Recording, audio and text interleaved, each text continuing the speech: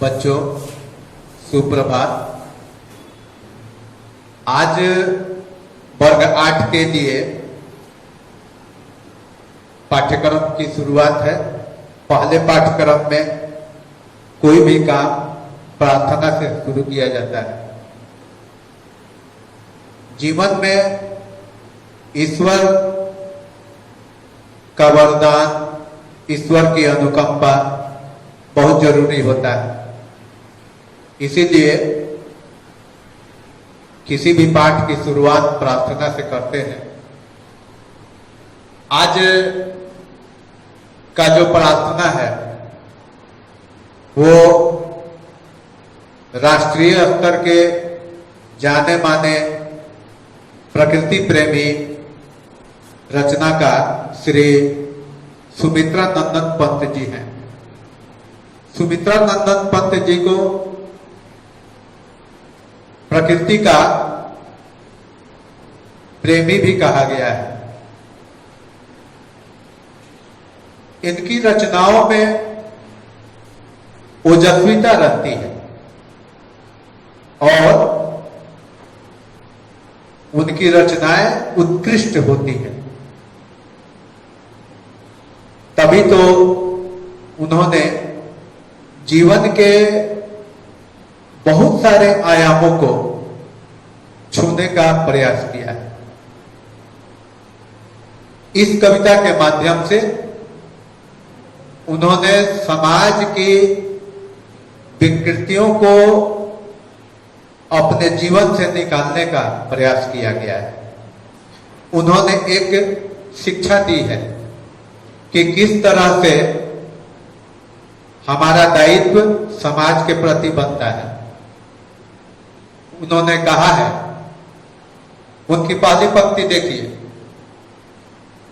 कहते हैं कि जन जीवन में जो चिरमहान सौंदर्य पूर्ण और सत्य प्राण, अर्थात जीवन, संसार रूपी जो जीवन है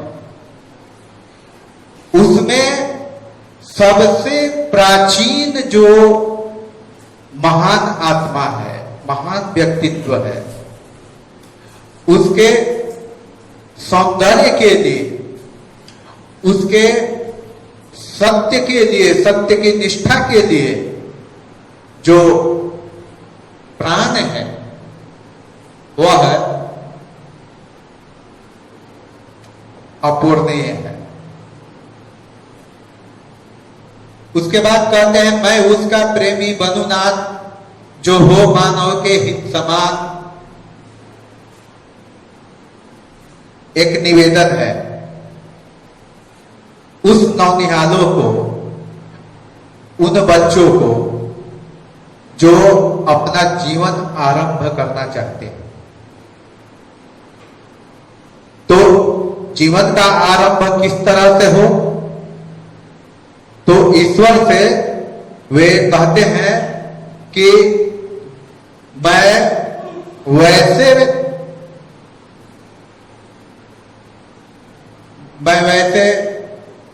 प्रेमी बनूं, हे नाथ, हे ईश्वर, मैं उस महान व्यक्तित्व का प्रेमी बनूं जो प्रत्येक मानव के हित की बात करता है।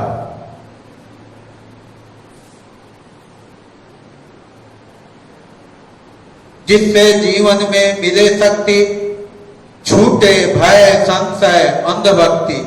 यहां 3 बुराइयों की चर्चा की गई है। प्रत्येक जीवन में भय का होना,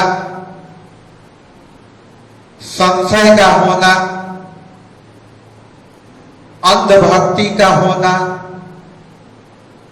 यह स्वाभाविक है। और इस मायावी दुनिया में प्रत्येक जीवन जिसे अछूता नहीं है, लेकिन तो हमें ईश्वर की आराधना किस लिए? ईश्वर की आराधना इसलिए कि हम इन बुराइयों से बच सके और बिना ईश्वर की अनुकंपा के, बिना ईश्वर के वरदान के, बिना ईश्वर के आशीर्वाद के संभव नहीं है। इसलिए सुमित्रा नंदन पंत जी अपने माध्यम से, आपके माध्यम से कहना चाहते हैं कि जिससे जीवन में मिले शक्ति, छूटे भय संशय अनुभक्ति, मैं वह प्रकाश बन सकूं नाथ, मिल जाए जिसमें अखिल व्यक्ति। हे प्रभु, आप वैसा जीवन हमें प्रदान करें जिसमें शक्ति मिले, वैसा जीवन प्रदान करें जिसमें से भय छूट जाए, संशय छूट जाए, अंधभक्ति हम अनागल बात नहीं करें, किसी लकीर के फकीर नहीं बने। यह अंधभक्ति है। भक्ति तो समझ में आती है कि हमें ईश्वर की आराधना करनी, लेकिन अंधभक्ति यह है कि किसी ने कह दिया कि इस दीवार में ईश्वर है, वही हम पूजा पाठ शुरू कर दें। यह अंधभक्ति है। हम तो ये कह रहे हैं पंत जी कि मैं वह प्रकार, वह व्यक्ति, आप तमाम बच्चों में से कोई एक बच्चा भी ईश्वर का सच्चा भक्त निकल जाए, उसकी चर्चा कर रहे हैं कि मैं वह प्रकाश बन सकूं नाथ, मैं वह प्रकाश, वह अंधकार भरा जीवन है। और अंधकार क्या है? हमारी अज्ञानता। अज्ञानता रूपी अंधकार में एक छोटा सा टिमटिमाता हुआ दीपक भी प्रकाश का स्रोत बन जाता है, ज्ञान का भंडार बन जाता है।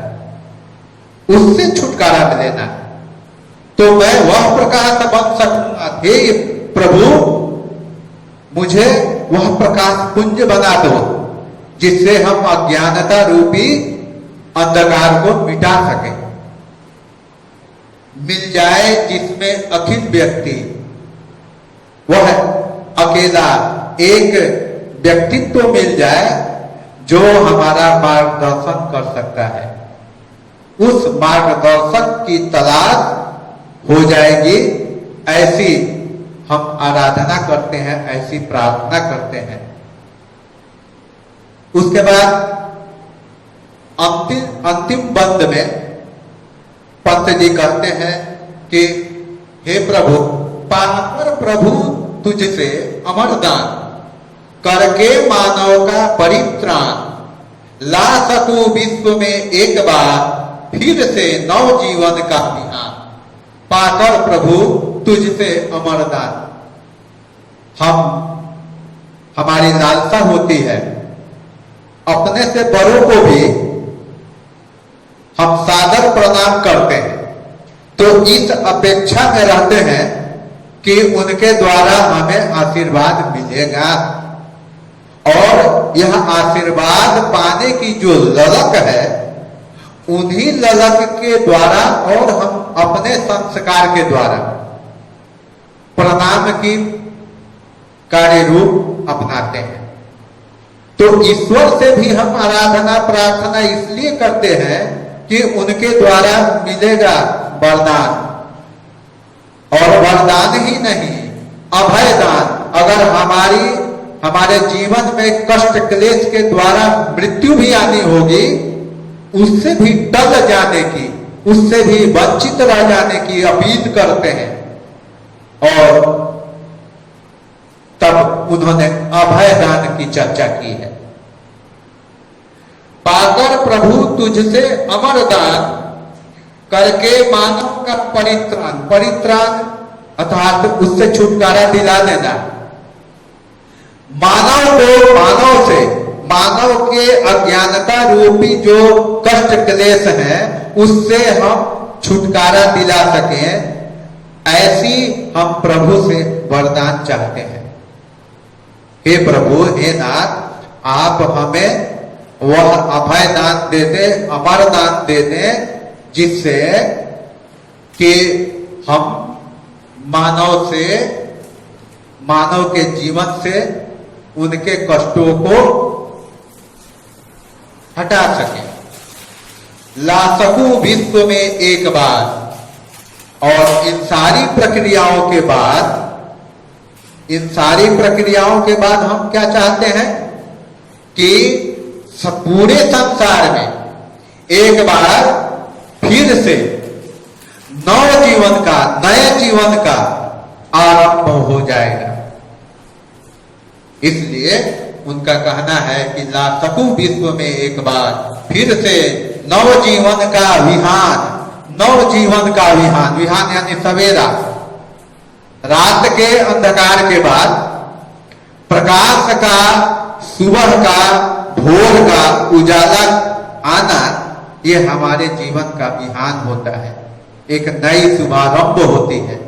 इन्हीं बातों की चर्चा करते हुए पंत जी ने अपने प्रभु से, ईश्वर से आराधना किया है कि हम बच्चे इस तरह से बन सके ताकि जीवन का लक्ष्य पा सके और मानव को मानव से जोड़ सके।